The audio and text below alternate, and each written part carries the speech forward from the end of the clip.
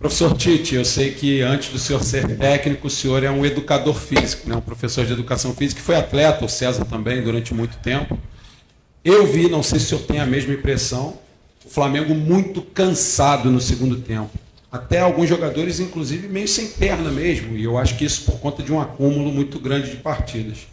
Eu queria saber se o senhor teve essa mesma impressão, se chegou a conversar sobre isso com os atletas, deles estarem extenuados por conta da sequência de jogos, e o quanto é importante, a partir de agora, esse período sem jogos e os retornos que o senhor vai ter a partir da Copa América. Obrigado. Boa noite.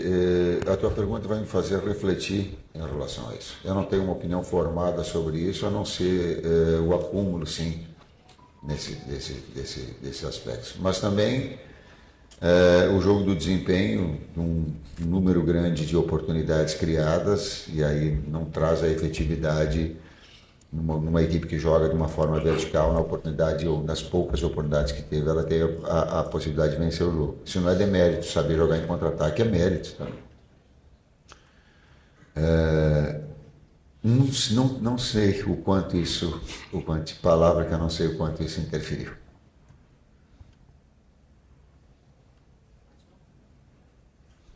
Tite, Letícia Marques, do GE. Eu queria que você fizesse uma avaliação sobre os jogos que aconteceram nesse período em que o Flamengo esteve muito desfalcado. Tiveram as 5 convocações, depois tiveram algumas lesões também, alguns atletas até já retornaram para o grupo, mas nesse período o Flamengo conseguiu 5 vitórias, 2 empates, 2 derrotas. Queria que você fizesse a avaliação e o que você tira de positivo e o que você acha que pode evoluir ainda a partir desse período. Primeiro, eu estou muito triste, estou chateado. O sentimento que o torcedor do Flamengo está sentindo, eu estou sentindo também. Quero deixar bem claro isso. Agora, como responsável também por uma sequência, eu tenho que analisar um contexto todo.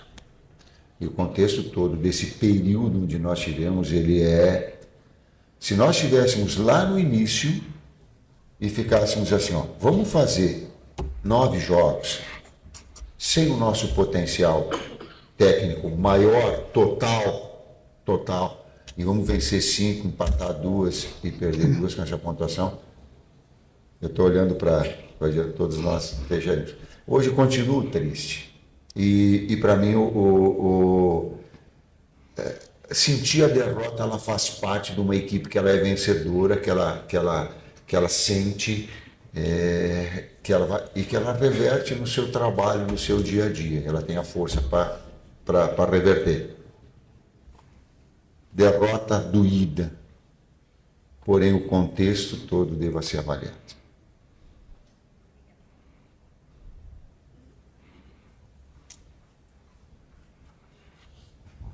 Professor Tite, boa noite César. Boa noite.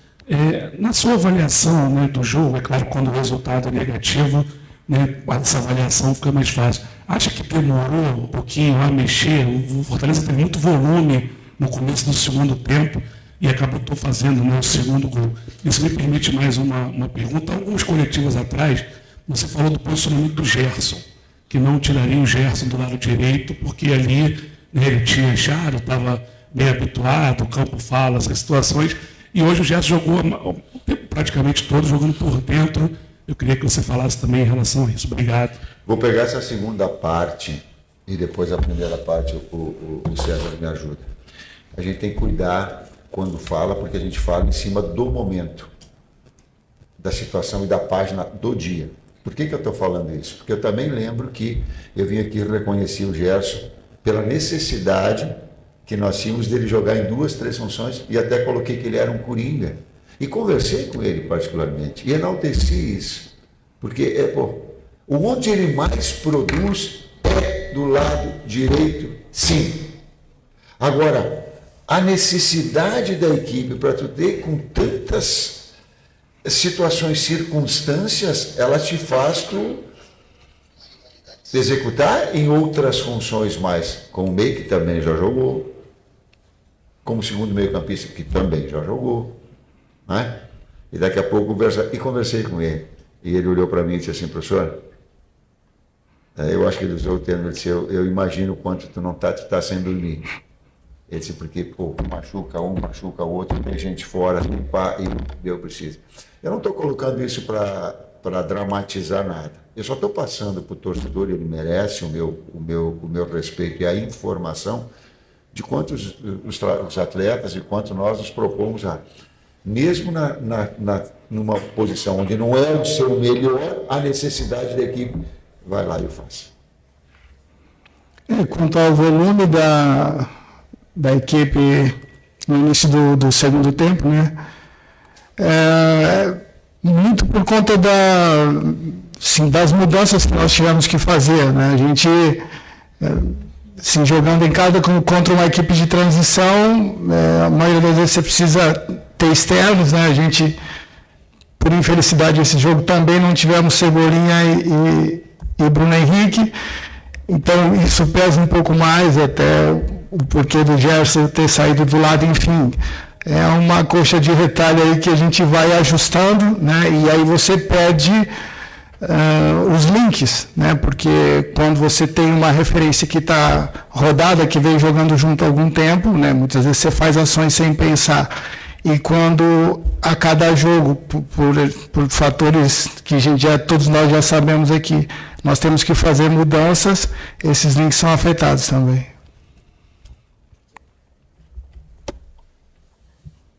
Boa noite, Tite, César, Raíza Simplício da Gol Brasil.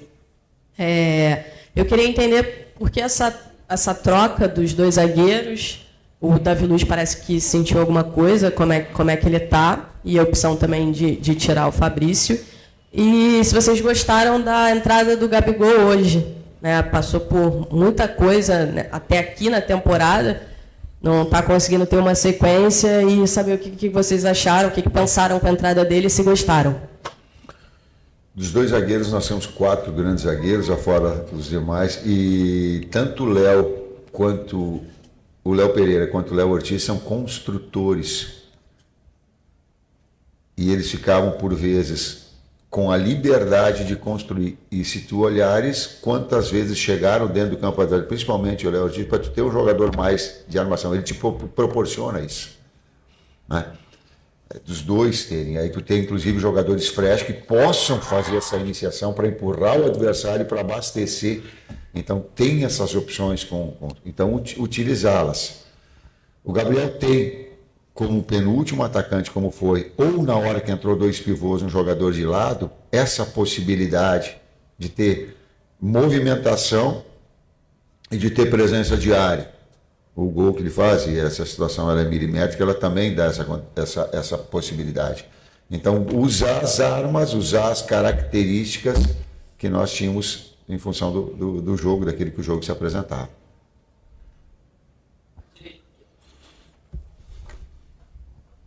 Boa noite, Chico. Boa noite, César. Rodrigo Cerqueira, TV Globo. O Flamengo fez do Maracanã nesse período, principalmente nesse período de muitas ausências, né? Como seu ponto forte até para chegar à liderança, mas nos 2 últimos jogos acabou tropeçando e perdendo alguns pontos aqui, e que nesse momento custou a liderança. Queria que você fizesse uma avaliação, até para a sequência do campeonato, da necessidade da manutenção de vitórias em casa para um time que sempre está lutando para ser campeão, diante desses tropeços que foram tropeços já numa reta final de desgaste, de uma sequência de muitos desfalques, mas que custaram a liderança nesse momento. As etapas que nós vamos construindo, a pontuação e o percentual de aproveitamento, ele é significativo, né? Até porque em alguns momentos a gente vai e vence fora, e daqui a pouco tem um resultado. E num campeonato que ele é muito difícil. Ele é muito difícil. Essas oscilações elas vão acabar acontecendo, é importante que elas não sejam demais em muito tempo, para manter uma performance e um aproveitamento de G4, G5, porque nos últimos 10, aí eu repito, as últimas 10 rodadas vai se definir o campeão. É estar sempre nela. Claro que nós queremos estar em primeiro. Claro que nós criamos essa oportunidade. Claro que nós estamos tristes com isso. Mas também, volto a dizer, olhar o quadro inteiro. Falei, terminei? Tem alguma coisa? Não. Oi, César, oi, Tite, tudo bem? Boa noite, David Sharp, da Antenados na Jogada. Vocês falaram aí sobre questão física, né, sequência de jogos, e a importância dessa paralisação agora até o próximo jogo, mas eu queria perguntar, taticamente, tecnicamente, se vocês concordam que o time deu uma piorada também depois da volta do Alan e do Pulgar, se os dois acabaram enfraquecendo o time na questão de perder controle de jogo, ceder mais oportunidades para os adversários, e se puderem também comentar sobre o Matheus Gonçalves, a atuação dele. Obrigado. Volante, mesmo expert. Cara, eu discordo um pouco. A gente teve 70% de posse de bola, tivemos 21 finalizações, se não falha a memória, 7 no gol, contra, acho que 7 finalizações, 1 no gol, né, do adversário. Gol esse que, na minha avaliação, deveria ter sido... deveria ter uma intervenção do VAR, porque a função do VAR é justamente isso, para analisar o que o árbitro, muitas vezes, na velocidade do jogo, não tem condições de analisar. Eu era um homem desse setor, né, quando jogava, e a gente sabe que qualquer toque naquele momento atrapalha o gesto técnico, que o Wesley foi obstruído pelo adversário. Enfim, eu parabenizo a efetividade do Fortaleza, do Vojvoda, que já está há 3 anos, né? Tem um time muito ajustado, mas um grande trabalho, sim. Uma coisa, outra coisa. Uma equipe que mudou seu modo de jogar e continua sendo competitiva, mas discordo. Para mim, faltou valorizar a efetividade e parabenizo os nossos atletas, né? Pela fatores distintos assim, eles hoje no jogo de performance e nos números nós poderíamos ter um resultado melhor. Deixa eu fazer uma pergunta para vocês. Pode inverter um pouquinho? Posso? Os comentaristas de vocês viram falta?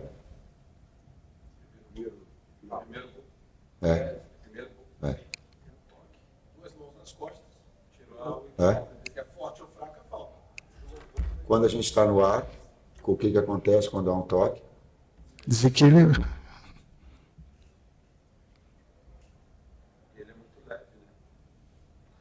O lance foi falta.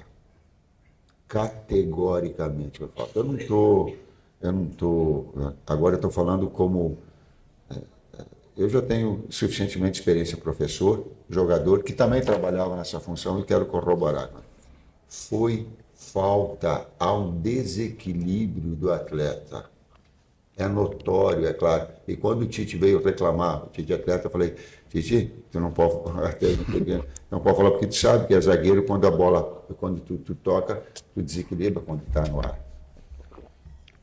Cara, foi falta. Só. E não é o problema da Edna, ela tem que ser ajudada. Como é o nome do cara? Caio Marques. Interpretação. Quando está no ar, foi falta. Nós deveríamos ter feito gols mais, botar tudo isso tudo aconteça. Mas assim como nós estamos pegando parte. Nós deveríamos ter transformado em gols as oportunidades, uma precisão maior, a bola não bater no pau, tudo isso. E também esse. Matheus vai dando a sua oportunidade, eu falei antes do jogo. Ele criou a oportunidade dele pelo trabalho sério que ele veio. Ele desenvolveu ao longo do tempo, ele desenvolveu ao longo dos treinamentos. Está acompanhando o Luiz, está vendo o quanto nós já tínhamos e colocávamos ele, porque é jovem, e criou a oportunidade dele, por isso foi bem também pelo seu trabalho. Mais duas. Boa noite, César. Boa noite, Tite. Vinícius, do canal Vini Rubro Negro. Você acabou de falar do Matheus Gonçalves, Tite. No jogo contra o Criciúma, né? Contra o Cuiabá, desculpa. No jogo contra o Cuiabá, o Matheus Gonçalves entrou pela esquerda, né? No final do jogo ele acabou entrando pela esquerda. Hoje ele iniciou pela direita, a posição que ele se sente mais confortável. Mas com isso, o Luiz Araújo acabou sendo deslocado pela esquerda e acabou até sendo vaiado pela torcida hoje. Queria dizer, qual foi a sua ideia em deslocar o Luiz Araújo ali pela esquerda e como você avalia a partida dele hoje? Ele começou pela esquerda e o Luiz pela direita.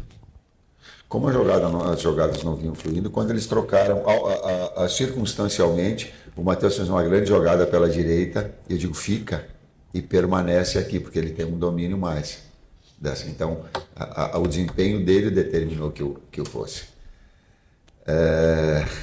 E nós não tínhamos muitas opções para fazer de externos. E aí tu tentar tirar proveito, tá bem no lado, abre o campo com o Luiz do outro e deixa aqui que o Matheus estava bem na jogada de combinações. Então ele começou do lado esquerdo também para abrir campo, depois ele trouxe para o lado direito. Parabenizar o Matheus, né? Ele construiu essa possibilidade de iniciar com os treinamentos, né?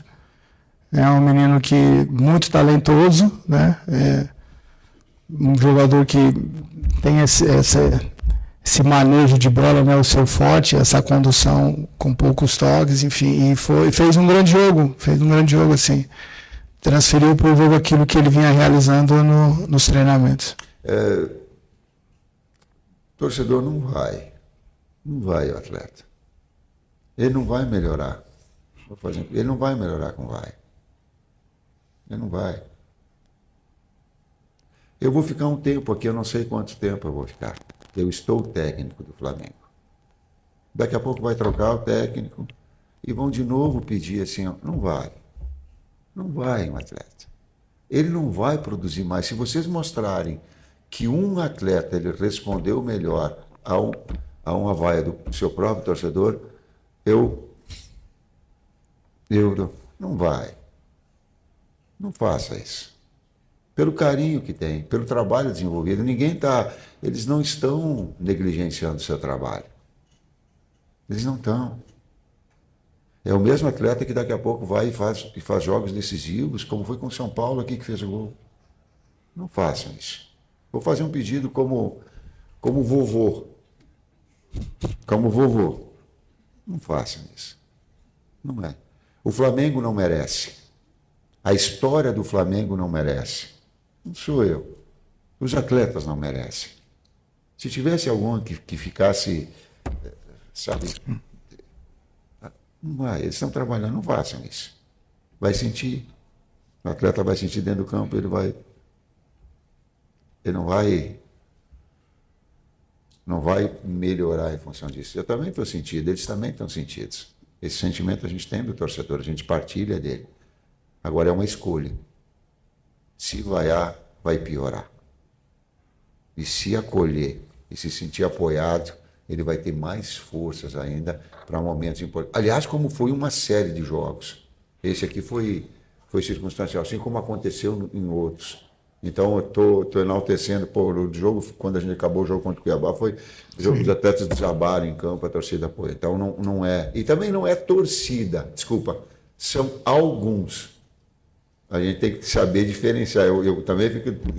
Assim como às vezes os caras falam, os técnicos, eu digo, não, para aí, os técnicos é todo mundo. Aí fala, a imprensa. Aí diz o nome do cara. Por isso que eu faço questão de dar nome do cara. Eu não falo VAR. Vocês viram que eu não falo VAR? Eu não falo VAR. Eu dou nome. Tem que dar nome. Adenor, ó, tu falou isso. Fica melhor a situação, fica mais clara, mais transparente. A última. Boa noite, Tite. Boa noite, César. Bruna Medeiros, do canal do Felipe Fontoura. É óbvio que esse período da Copa América foi prejudicial para o Flamengo em termos dos desfalques pelas convocações. Mas eu queria trazer um outro lado, né? Um lado que pode ter sido também benéfico, né? De uma certa visão. Por exemplo, o Wesley foi o único jogador ali pronto, né? Apto para jogar pela lateral direita, sem improviso e tal. E eu queria que vocês falassem um pouquinho de como esse período pode ter ajudado na evolução dele, que eu, pelo menos, percebi muita evolução na parte defensiva dele. Queria que vocês falassem um pouquinho sobre isso aí. Obrigada. Bom, é um atleta que sim produziu muito bem. É normal pela idade dele, né? Essa oscilação que teve. Quando chegamos, nós tínhamos 3 laterais, no caso o Matheus, o Varela e ele. É um jogador muito atento a detalhes, a correções, procura sempre nos treinamentos esse aprimoramento.